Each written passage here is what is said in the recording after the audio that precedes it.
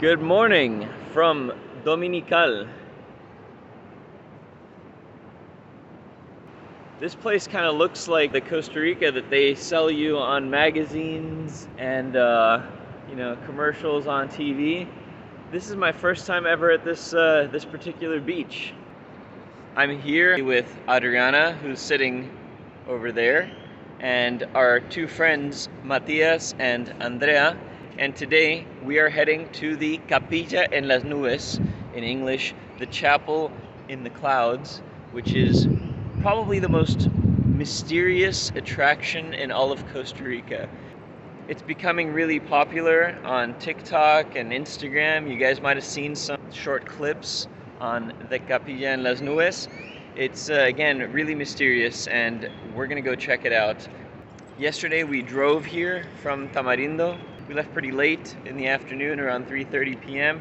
and we arrived here at like 11 p.m. at night in Dominica. There's a driving restriction at 11, so this is as far as we got. And today we're going to continue our journey up into the mountains to the Capilla En Las Nubes. Let's go and check out this beach.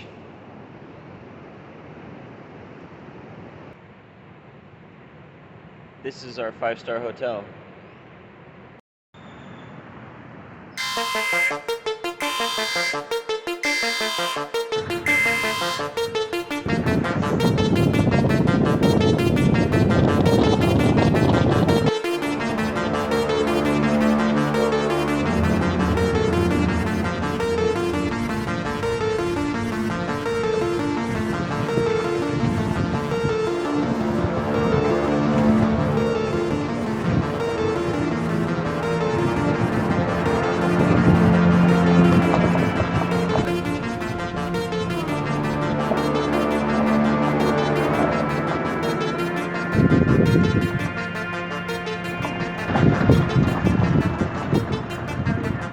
Alright, so we have now made it to the small community of Olan, and right over here, this little pink house is where Wendy received us. I'll put her contact info in the video description. We're gonna have some coffee. They offered us some coffee and some treats, and they're gonna go get our guide, and we're gonna go head up to the chapel in the clouds.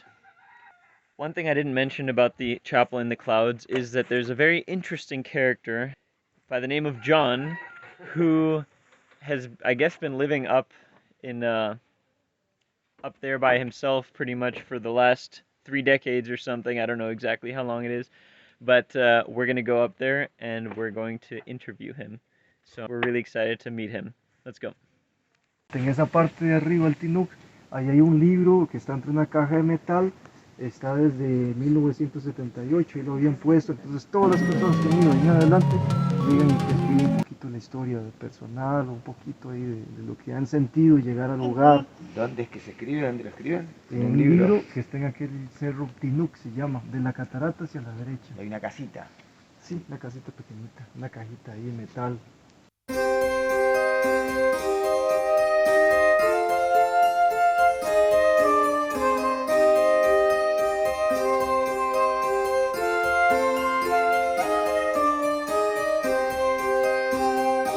Okay, so it seems that this town of Olan, or this little community that happened here, is very interesting because there's disputes between indigenous, populations, or better said, their representatives in government, and land-owning private citizens of this area. And we were just talking to Keylor, who is Wendy's husband up there, who basically explained that before the year 1977, there was no indigenous claim to these lands in Olan. The native indigenous lands are actually further down. Here we're at 1,500 meters above sea level, which was never settled by natives. They preferred the lower lands, where the climate is a little more mild and it's easier for them to grow maize and corn and such. So this was an impulse, again, that didn't exist before the year 1977.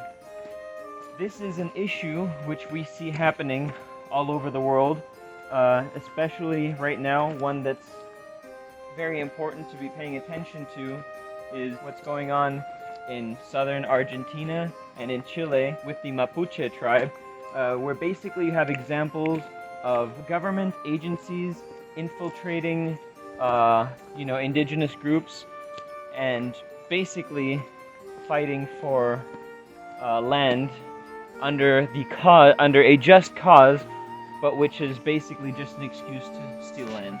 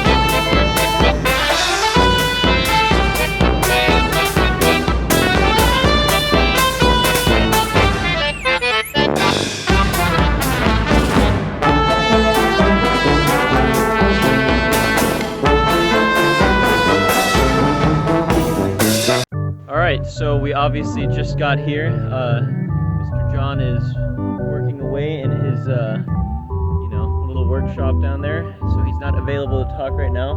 But, obviously we just stepped into this compound here, and already this architecture with these colors are pretty striking, and the whole place has a really surreal feel to it. If you can tell on these signs back here, there's a bunch of phrases written which are pretty much flat out denouncing government corruption and corruption of society at large. So this guy's definitely a trip, and it's definitely going to be interesting to hear what he has to say and what this place is all about. Let's go check out some more of these places. We haven't even gotten to the chapel yet. It's right up there. I can barely see it. But yeah, let's go explore some more.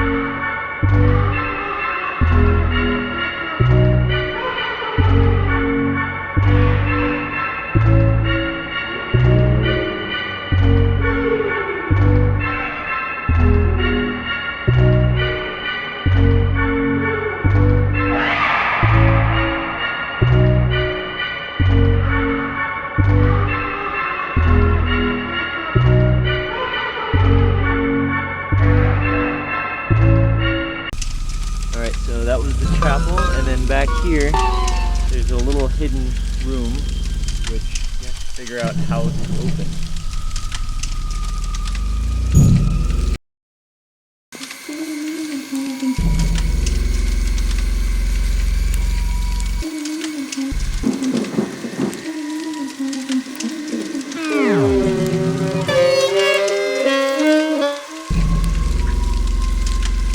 Okay.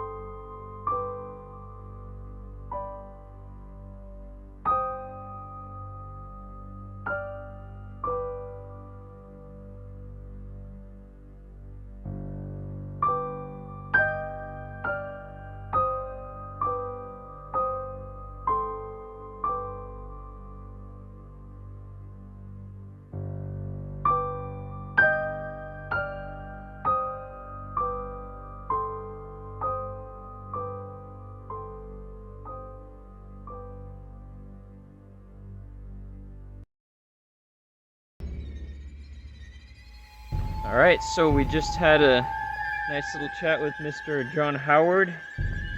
Quite the character. Now we're gonna go to one of the kind of mysterious, even more mysterious than the chapel, is the Graveyard of the Living Dead, which Mr.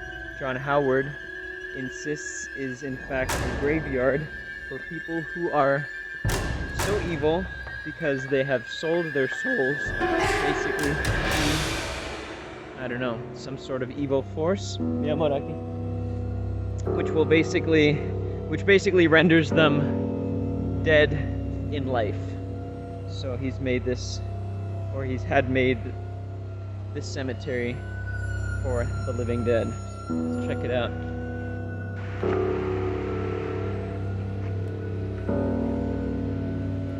Alright, so right off the bat here, we have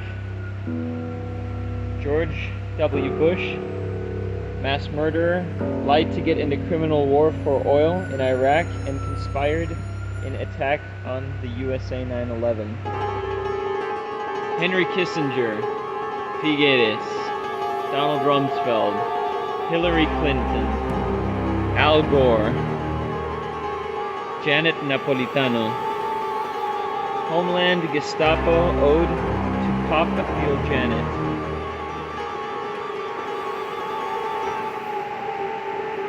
Check it out.